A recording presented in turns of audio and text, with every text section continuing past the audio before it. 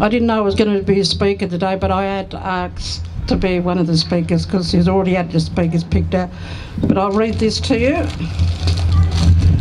My name's Mundy. I'm a proud Djiringanj Ngarigo descendant. I don't identify as Aboriginal or Indigenous. It's a generic term or identity or title that has been introduced into this continent. Before this continent, you call Australia, was colonised by the British. There were tribal people. Our tribes had social structures and a set of laws and customs and rights and responsibility to our people and to this land. The most important part of the law and custom was caring and sharing for the land with our tribes. The southeastern tribes were Ngarigo, Djiringanj, Bega, Bega, Wandanian, and East Gippsland's tribe, Kurnai and Walgaloo. There have been cultural genocide put upon us, our ancestors, and dispossession of the traditional tribal lands, and this genocide has gone through generations.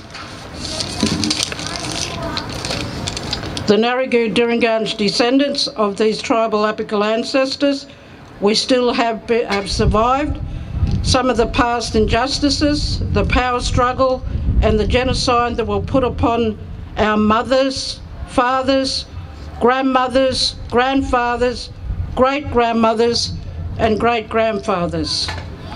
In order to reconciliate, you need to acknowledge the original biological descendants of this original biological ancestors of the land you now stand upon.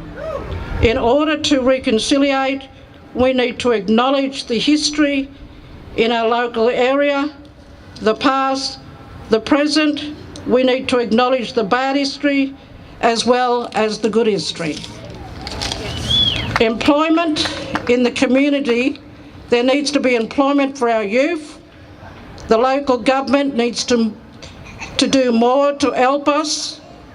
I had two nieces who went through training for a job. Their confidence were good. They were happy about getting a job, but they were let down because they were told they were too shy or not bubbly enough to get a job. We need jobs for our youth to lift their spirits and confidence. Governments ignore our grievances, ignore our power struggle. The Djiringanj people, we are now piecing our history together. Lots of our archival documents are in government institution. We do need some funding to get the institution to pay for the accommodations and research fees. The Aboriginal industry represents the Aboriginal industry and represents the interests of governments and not the original biological descendants in our community. As I said, I'm a Djiringanj Ngarigo. That is my true identity, my bloodline, who I really am, not these generic titles that government wants to label us with. Thank you.